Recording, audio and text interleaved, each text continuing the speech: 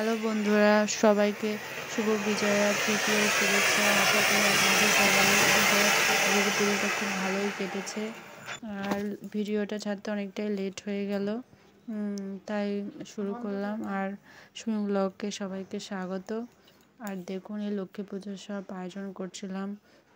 তিলের নাড়ু বানাচ্ছিলাম, তিলের নাড়ু পাক দিয়ে বানাচ্ছিলাম।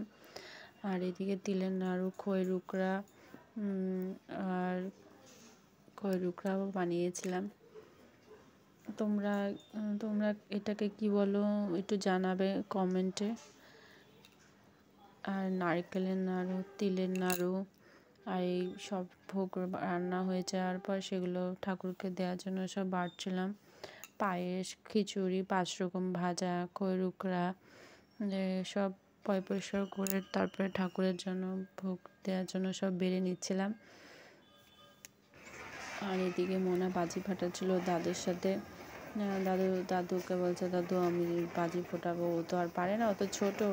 ও দাদু বাজি ফাটাচ্ছিল, তার পেছন ও ভয়ে ঘরে ঢুকে যাচ্ছিল।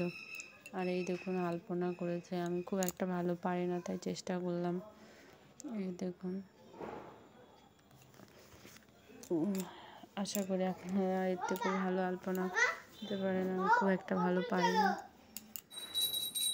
আর এইদিকে ঘর সাজিয়ে ভালো করে লক্ষ্মীকে সাজিয়ে দুদিকে দুটো, একদিকে খই রুকরা আর একদিকে চালের নাড়ু দিয়ে 5 রকম ফল। আর আমাদের মধ্যে পদ্ম ফুল ঠাকুরকে দিতেই হবে, তাই পদ্ম ফুল দিয়ে সব রকম ভোগ দিয়ে ঘটের মধ্যে পান, সুপারি, ফুল, বেলপাতা, দুব্বা, পদ্ম ফুল দিয়ে, কলা দিয়ে সব দিয়ে ঘট বসিয়ে আরতি করে নিজেরাই পুজো করতে হয়। আমরা নিজেরাই পুজো দিই, কোনো ব্রাহ্মণ পুজো দেয় না। পাঁচালি পরে নিজেদেরকেই পুজো দিতে হয়। আর আশা করি আপনাদের সবারই লক্ষ্মী পুজোটা খুব ভালোই কেটেছে।